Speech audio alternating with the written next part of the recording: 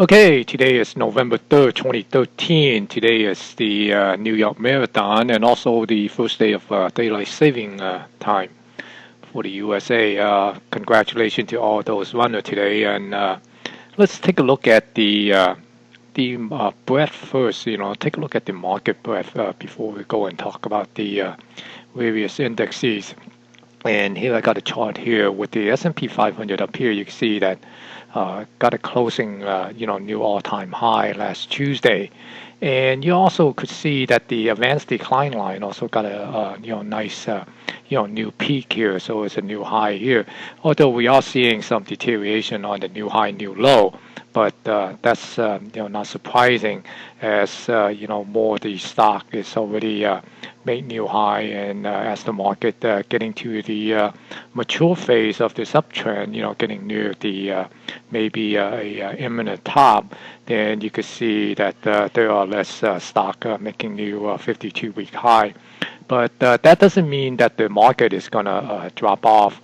It could be, we could see some consolidation and then have the, some of the profit taking, finish taking off on some of the recent runner and let them recuperate and consolidate.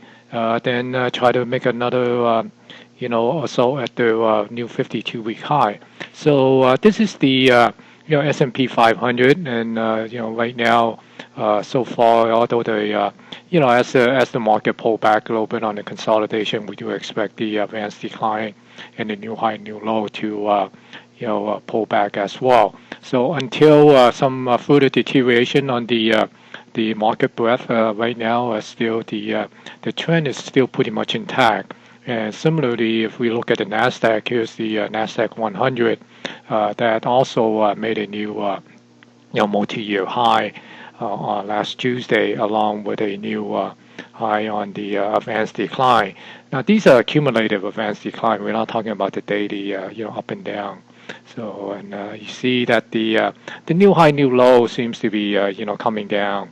At the peak over here, which is somewhere around over near 400, back in the middle of October. Right now, the last recent new high, it seems to be down somewhere near that 200 level. So it's almost about half of the the net new high, new low.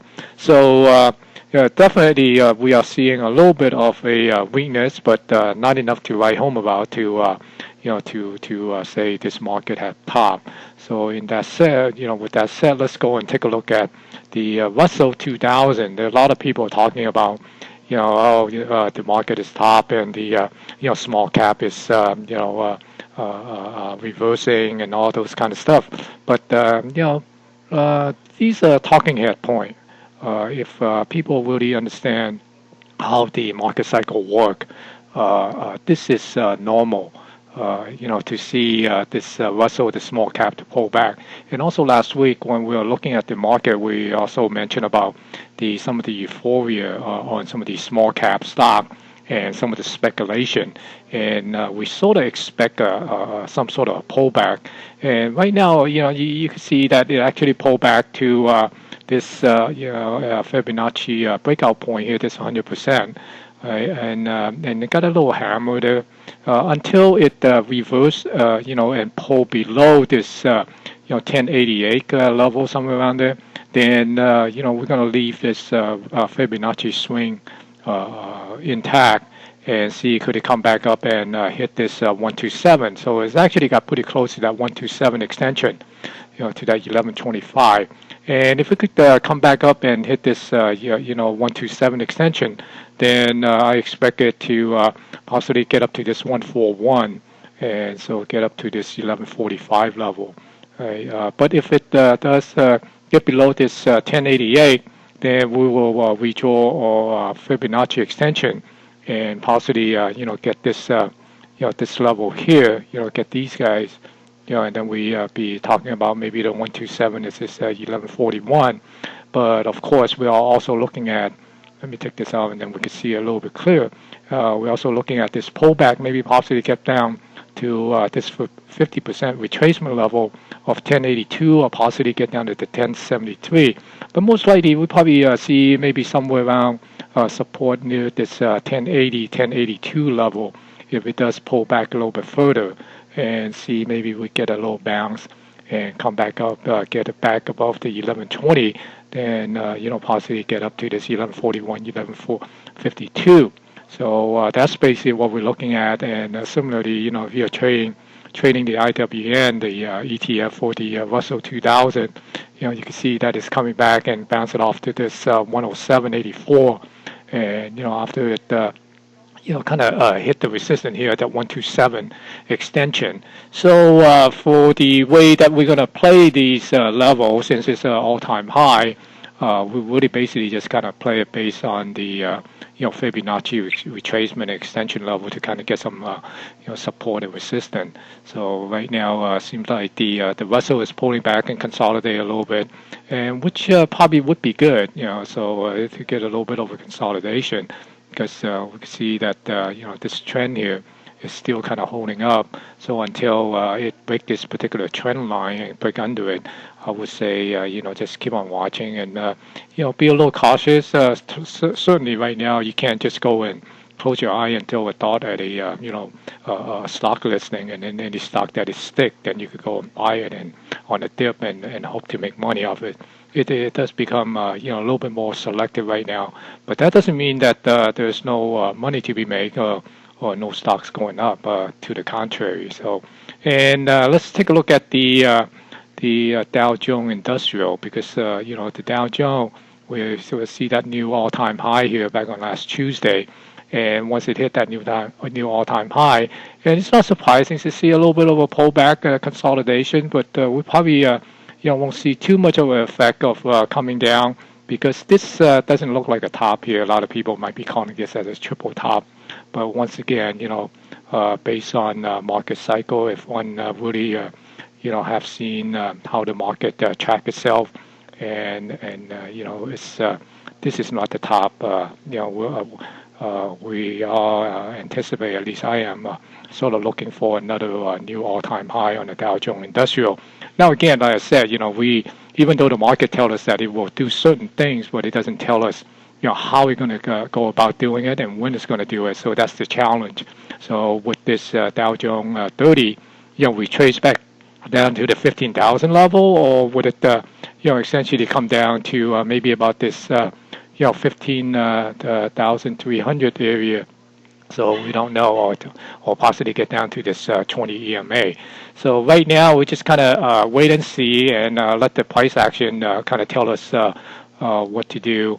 Definitely, you might just kind of, if you are trading the, for example, if you're trading the diamond, you might want to just kind of set some trading stop and lock in some profit. Or if you already took some profit and off the table and standing on the sideline, then wait for a little pullback and then go reinitiate the position again during the dip. Because right now we can see that even if we get a little bit of a Fibonacci retracement based on this particular swing here, let's say we get this here, if we come back to this 154.64, even get down to this 153 level, down at the 618, and then you could look at the possibility of it tracing back up to this 159, 160 area. All right, so certainly there's still some more upside to go. And looking at the S&P 500, again we see the S&P 500 hitting up the 127 extension, and it's kind of pulling back a little bit. So we might see some consolidation down to this 1729, 1730. Near this 20 EMA, and also right where we broke out last time on this baseline. If it, we trace below that, then once again, just like the Russell 2000, then we go and redraw off Fibonacci retracement and try to get to this particular swing here, on a closing basis. Then we get up to once again, this 127, 1800, 1820. So we still got a lot of room to come up to before we hit this upper trend line on this price channel here. We call that we're looking at the weekly trend line here. This price channel is still pretty much intact. So until that the index of the market have reversed and start taking out some of the previous support level, on these pivot point, and the market still consider on its current trend, which is up until it tells us otherwise. So, and if you are trading the spider, you can see also the spider, came up to this 127 and kind of, pulling back a little bit. So right now, we might spook somebody, some of the market participants out by getting down to this 172, 173 level and shake some of the weekend out before it resume itself and get back up and try to make a, new all-time high. Now that doesn't mean, it is certain that it's going to do that, or even the market is telling us that it's going to do, make another new all-time high. A little bit different than on the Dow Jones Industrial. Okay?